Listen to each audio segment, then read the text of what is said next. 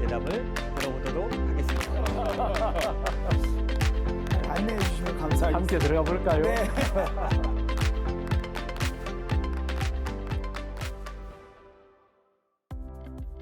안녕하세요. 목사님 궁금해요. 유희성 목사입니다. 오늘도 우리 성도님들께서 궁금해하실 만한 질문을 가지고 카메라 앞에 섰습니다.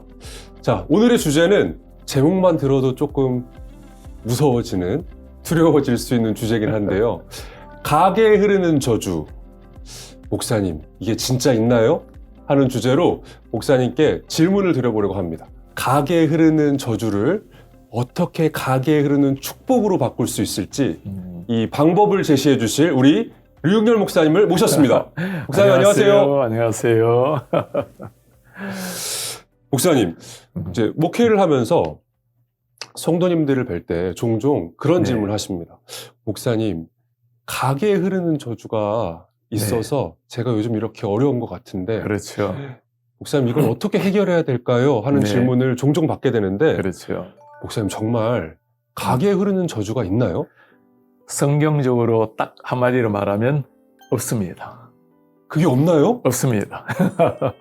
아니 너무 많은 분들이 가게에 흐르는 그렇죠. 저주를 이야기하시니까 예. 이게 진짜 성경적인 이야기가 아닌가 싶었는데 네. 사실 저도 목회하다 보니까 그런 사람들 꽤 많아요. 아, 너무나 불안해하고 부모님의 그 죄 때문에 또는 조상들의 죄 때문에 또 귀신들이 장난을 쳐서 내가 내 쇠사슬에서 죄의 쇠사슬 환경에서 벗어나지 못한다는 생각에 난 어쩔 수 없는 환경 속에 들어갈 수밖에 없다는 생각에 체념하기도 하고 너무 두려워하기도 하고 벗어나오지 못하는 사람들 저도 많이 봤거든요. 네. 예수님은 그 모든 죄의 사슬을 끊으신 분입니다. 아, 없어요. 아 너무 명쾌한 답변이라 지금 끝내야 될 것 같은데요. 끝났습니다. 이제 축복으로 바뀌는 얘기도 해야지. 아, 네, 알겠습니다, 목사님. 그래도 조금 더 이 관련해서 이제 질문이 있으신 분들이 그렇죠. 계실 것 같아서 네. 예를 들면 출애굽기 20장에 하나님께서 네. 나를 미워하는 자의 죄를 갚되 네. 아비로부터 아들에게로 3, 4대까지 이르게 한다. 이런 말씀을 가지고 이제 그렇죠. 가게에 저주가 있는 거 아니냐. 네. 하나님께 죄를 지으면 귀신이 역사해서 네. 그 저주가 대대로 물려오는 거 아니냐 하는 두려움을 갖고 계신 분들 네. 계신데 이런 말씀을 어떻게 해석해야 될까요, 네. 목사님? 예수님께서 하나님께서 그 말씀을 하실 때 그 배경을 잘 이해해야 됩니다. 워낙 이스라엘 백성들이 우상을 숨기고 하나님을 저버리고 그렇게 딴 길로 가는 사람들에게 강력한 경고라고 너희들이 정말 그렇게 했을 때 하나님의 진노가 이러하다는 경고의 말씀으로 오히려 받아들여야 될 것 같고 오히려 너희들이 그렇게 우상을 숨기고 하나님에서 벗어나게 되면 그런 잘못된 흐름들이 그러니까 DNA에 가게에 저주가 흘러가는 것이 아니고 그런 잘못된 신앙 유산이 너희들 자녀에게도 흘러갈 수 있다라는 죄를 막는 경고로 보면 좋겠고 오히려 하나님이 정말 강조하려고 하는 것은 그 다음 말씀이에요. 오히려 하나님을 사랑하고 주님을 경외하는 자에게는 오히려 천대까지 복을 내리겠다라는 그거에 오히려 더 하나님의 마음을 보여주는 말씀이라고 볼 수 있습니다.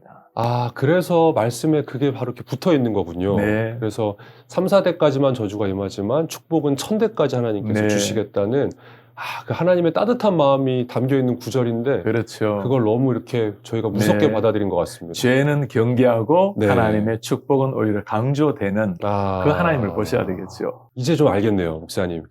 목사님, 근데 제가 이제 목회를 하다 보니까 목회 현장에서는 실제로 어떤 가정, 어떤 가문에는 네. 뭐 예를 들면 알코올 중독이 그렇죠. 대를 이어서 있다거나 가정폭력이 대를 이어서 있다거나 네. 혹은 가난이 대물림되는 것 같은 상황도 자주 보게 됩니다. 굉장히 많죠. 네. 그래서 제가 어렸을 때 이렇게 기도원 같은 데 가고 그러면 이제 앞에 이렇게 인도하시는 맞아요. 이 목소리가 걸걸하신 네. 목사님들께서 가게에 흐르는 저주를 끊으라고 이렇게 늘 기도를 해주셨었는데 네, 네. 혹시 그럼 그렇게 대를 이어서 생기는 문제들은 어떻게 저희가 봐야 할까요? 네, 되게 중요한 질문인데 실제 오늘날도 그런 것으로 고민하는 사람들 참 많아요. 그런데 알코올이라든가 또는 뭐 심지어 마약이라든가 여러 가지 범죄 현상들이 나타나는 잘못된 것들을 DNA로 가게 저주로 볼 것이 아니고 오히려 결국에는 자신의 선택으로 봐야 되겠고 그러나 그 선택이 있기까지는 환경적인 요소는 결코 우리가 무시하지 못할 것 같아요. 아무래도 알코올에 영향을 많이 받은 가게에서는 자연스럽게 후대 사람들도 알코올에 노출될 가능성이 아주 많겠죠, 그죠? 네. 그리고 그런 가정의 환경이 자녀들 그리고 대대 물려줄 가능성이 많은 것은 있는 것 같습니다. 그러나 그걸 두고 우리는 피할 수 없는 DNA를 이어받은 저주라고 여기서는 안 될 것 같고, 그 다음에 이전에 기독뿐만 아니라 한때 한국에서도 굉장히 많이 유행했던 게 가게 흐르는 저주를 네, 끊어야 맞습니다. 된다라는, 그리고 목사님도 계셨어요. 그런데 목사님 중요한 것은 그분이 책도 썼거든요. 네. 그런데 그분이 회개하는 시간이 있었어요. 내가 잘못 가르쳤다. 어느 그 신학 교수님의 영향을 받고 네. 그렇게 많이 가르쳤는데 나중에 알고 보니 그 신학 교수님도 조금 잘못된 신학으로 비판을 많이 받게 되었고 자신도 내가 잘못 가르쳤다고 공개적으로 사과한 적도 있었습니다. 그래서 절대 우리는 가게 흐르는 저주가 있는가 없다라고 담대하게 말해야 되겠고, 그렇게 말할 수 있는 근거가 명확하잖아요. 성경에서는 예를 들어 아버지가 신포도주를 먹었다고 네. 자식이 이가 시다고 말하지 마라. 에스겔서의 사실을 말씀해주고 그죠? 네, 맞습니다. 그러니 아버지의 영향을 가지고 나의 죄를 합리화시키거나 네. 또는 빠져나올 수 없다라고 내 자신을 제한시키거나 해서는 안 되고, 예수께서 하신 일이 무엇입니까? 복음이 무엇입니까? 그 죄의 쇠사슬을 끊어버리신 분이 우리 네. 예수님이시고, 그리고 그리스도 안에 있으면 누구든지 새로운 피조물이 되는, 이게 복음의 능력 아니겠어요? 네. 예수님께서 모든 저주를 끊어버리셨네요. 목사님, 근데 안 그래도 그 목사님께서 말씀하신, 정확히 그 목사님인지 제가 모르겠지만, 목사님 쓰신 책 중에 가게의 저주, 이렇게 끊어라, 이렇게 책을 네. 쓰셨던 것 네, 같아요. 네. 근데 그 책에 보니까, 이렇게 되게 유명한 신학자, 맞아. 네. 신학자의 자손들은 잘 되고, 네. 어떤 사람의 자손들은 되게 그렇죠. 어렵고, 이런 것들을 제가 봤던 기억이 있는데, 맞아요. 이렇게 분명하게 되게 분명해 보이는 이런 것들을 어떻게 해석을 해야 될까요? 참 좋은 질문인데, 그 책에 나오는 예가 일반 목사님들도 가끔 인용을 합니다. 예를 들어서 그 두 가게를 연구해서 네. 가게의 후손들이 어떻게 되었는가를 보면서 가게에 흐르는 저주가 있고 흐르는 축복이 있다, 이렇게 해석을 하는데, 그게 나오는 예가 누구냐 하면 우리가 잘 알고 있는 조나단 에드워즈라는 분과 네. 그리고 맥스 죽스라는 한 사람입니다. 네. 일화에 의하면 두 사람이 같이 가다가 10대 때 어느 날 에드워즈는 교회로 갔고 죽스는 술집으로 갔다. 그런 말이냐마 나타난 현상을 보는데, 죽스가 같은 경우는 불황자들, 매춘부들, 살인자들, 감옥에 들어간 사람들 수백 명이 있고, 네. 에드워즈 같은 경우는 의료진들이 60명이 나오고 부통령도 나오고 엄청난 좋은 가게가 나오는데, 이렇게 보면 가게 주소가 있는 것 같은데요? 이런 것처럼 보이지 않느냐. 왜냐하면 어느 정도가 아니고 아주 심할 정도로 네. 저 집안 진짜 뭔가 저주가 흐르는가, 이 집은 진짜 축복이 흐르는가, 이렇게 보이는데, 목사님, 일단 이런 예는 굉장히 극단적인 예라고 볼 수 있습니다. 오히려 성경에 보면 사람들이 실족한 이유가 하나님 안 믿고도 너무 잘 되는 사람들, 네, 그 사람들 맞습니다. 때문에 내가 하마터면 실족할 뻔했습니다 할 정도로 오히려 안 믿는 사람이 잘 되는 가정도 너무너무 많거든요. 그런 경우는 환경적 요소는 굉장히 크다고 봅니다. 아버지가 어릴 때부터 신앙으로 잘 양육하고 신앙교육을 잘 한 가정과 오히려 그렇지 못한 가정의 차이라고 이야기해야 될 것 같아요. 에드워즈 같은 경우는 참 본인도 철저하게 신앙적으로 자라났지만 신앙적으로 자녀들을 훈련을 했고, 그런 가정이 신앙교육을 잘 받고 신앙의 유산을 이어받은 가정이 어떻게 하나님의 축복 속에 오늘까지 왔는가, 그렇지 않고 신앙교육이 제대로 안 된 가정의 말미가 어떻게 되는가. 그래서 차라리 신앙교육을 강조하고 교육적 또는 신앙적 환경을 강조해야지, 이걸 빠져나올 수 없는 가게의 DNA로 만들어버리면 우리가 할 수 있는 일은 너무나 제한되고 네. 핑계거리는 많아지고, 네. 그래서 환경적 요인, 오히려 우리 자녀들을 바르게 가르치고자 하는 결단이 일어났으면 좋겠어요. 그럼 결국에 다음 세대에게 신앙을 잘 물려줘야 하는, 그렇죠. 오히려 과제가 생기는 거고, 네. 이런 가계 저주로 핑계를 대기가 네. 어려워지는. 예를 들어 이런 얘기도 또 해요. 우리 가끔 목사님들이 네. 우리 아브라함을 보라고 네. 아브라함이 사라를 자기 누이로 속인 것처럼 자신의 생명을 구하려고 위기를 모면하려고 이삭도 그러잖아요. 그런 거 보고 역시 그 아버지의 그 아들 이게 결국에는 그들을 위해 흐르는 영적 어떤 잘못된 저주가 아닌가. 네. 목사님 그게 아니고 아브라함이 잘못한 거고 이삭이 잘못한 거예요. 따로따로. 그럼요. 네. 하나님 앞에서 올바르게 해야 될 사람이 네. 하나님 말씀보다는 자기 자신의 안위를 위해서 네. 순간을 묘면하기 위해서 거짓말을 한 잘못으로 봐야지. 역시 그 DNA는 못 속여, 피는 못 속여. 아닙니다. 어렸을 때 아빠가 거짓말하는 걸 옆에서 보지 않았을까요?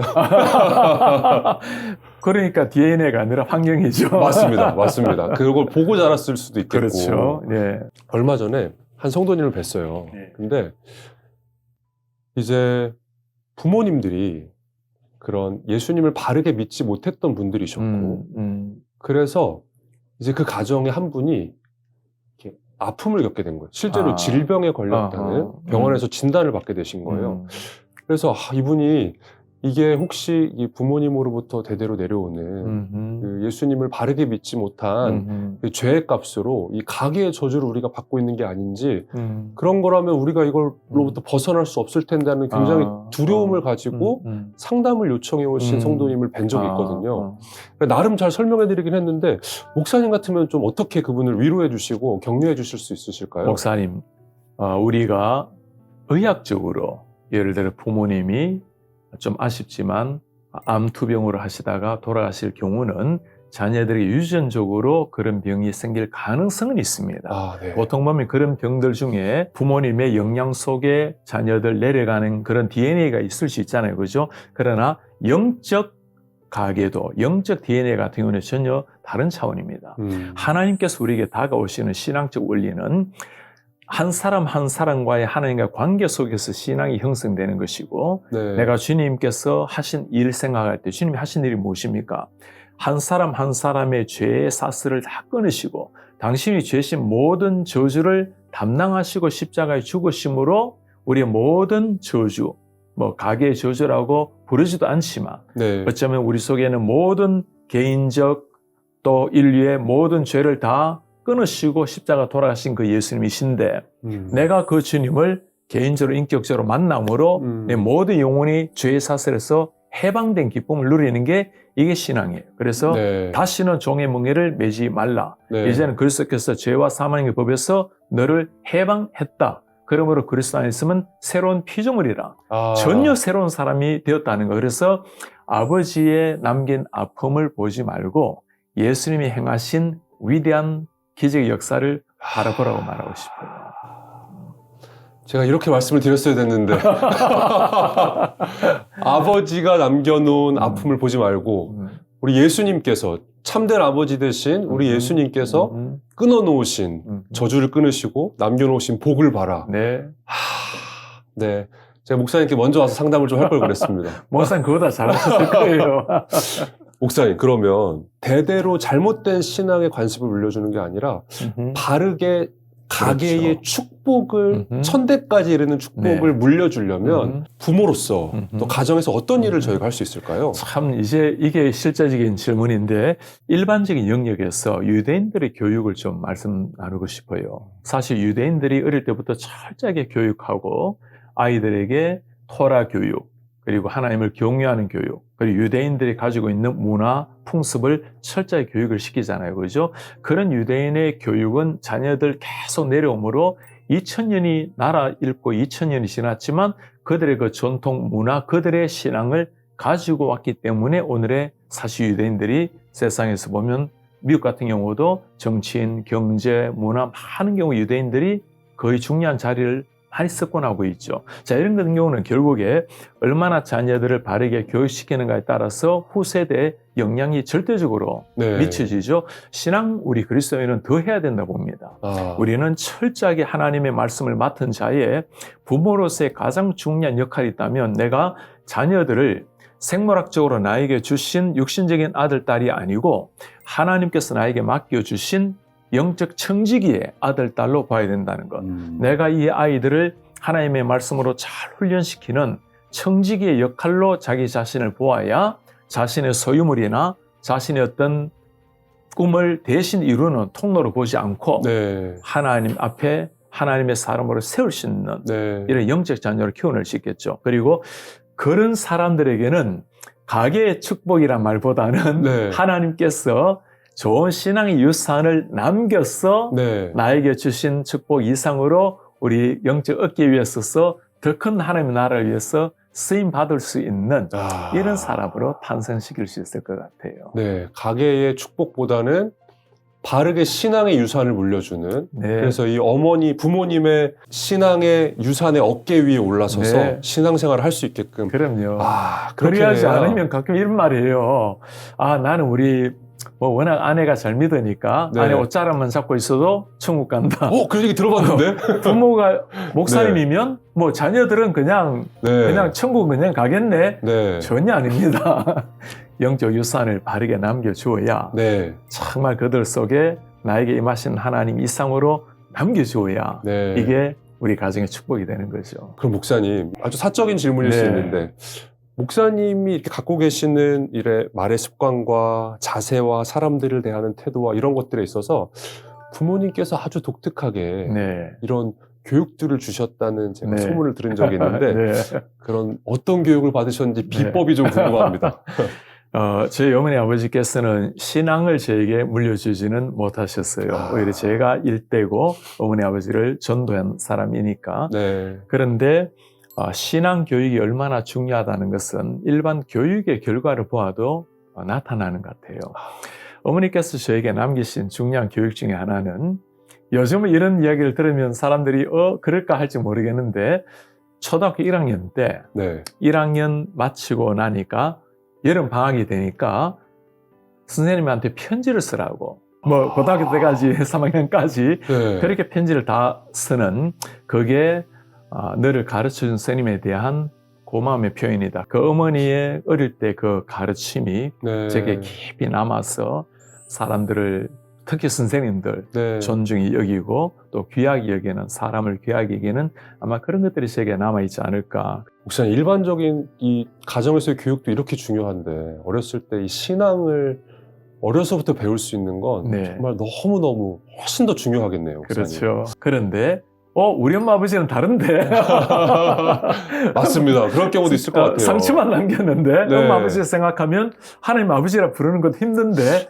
의외로 이런 분들도 계세요. 아버지에 맞아요, 대한 목사님. 어그러진 인상 때문에 그런데 혹시라도 그런 분이 계신다면 먼저 어머니 아버지를 그래도 하나님이 주신 우리 어머니 아버지고 어머니 아버지로 말미암아 내가 세상에 하나님으로 오게 되었다라는 거. 그래서 그 모든 아픔 넘어 어머니 아버지에 대한 존중함을 회복하라고 말씀드리고 싶고 네. 그리고 무엇보다도 하나님께서 나를 바라보시고 너는 특별하다. 너는 내 아들이다. 내 사랑하는 딸이다. 그리고 너를 내가 너무나 사랑해서 너를 위해서 세상에 왔고 너를 위해서 내가 십자가에 피 흘리고 너를 살려내었단다. 너는 나의 소중한 자녀란다. 그 하나님과의 관계 속에서 자기 자신의 소중함을 발견했으면 좋겠어요. 목사님 오늘 이렇게 설명해 주시니까 가게에 흐르는 저주, 더 이상 이런 말 쓰지 말아야겠습니다. 네. 하나님께서 우리에게 주신 축복, 이런 걸 어떻게 우리가 누릴 수 있는지, 괜히 그런 잘못된 개념에 핑계를 댄다거나 그 앞에서 두려워하지 않아야 된다는 걸 확실하게 알게 된 것 같습니다. 네. 우리 성도님들도 아주 자유로워지셨으면 너무 좋겠습니다. 성도님들한테 그렇게 말씀드리고 싶어요. 내게 혹시라도 뭔가 잘못된 게 일어나는 거. 난 나름대로 잘하려고 하는데 뭔가 뜻대로 안 되고 또 계속 그런 게 반복되다 보면 어떤 우리 가정에 이런 나쁜 뭔가 흐르고 있는가 심지어 내 자녀들에게 이게 흘러가면 어떡하는가 두려워하는 사람들 참 많은데 우리 예수님께서 행하신 일을 꼭 기억하시기 바랍니다. 주님께서 그 모든 죄의 쇠사슬을 다 끊으시고 예수께서 친히 저주를 받으시고 우리를 모든 죄의 저주에서 해방시키셨다라는 거. 네. 그 해방의 기쁨을 누리는 게 우리 한 사람 한 사람이고 그 기쁨을 자녀들에게 남겨주면 좋겠습니다. 네, 목사님 이 정도면 아주 충분할 것 같습니다. 오늘 저희는 다 자유롭게 갈 수 있을 것 같습니다. 아멘. 목사님 오늘 너무 감사합니다. 감사합니다.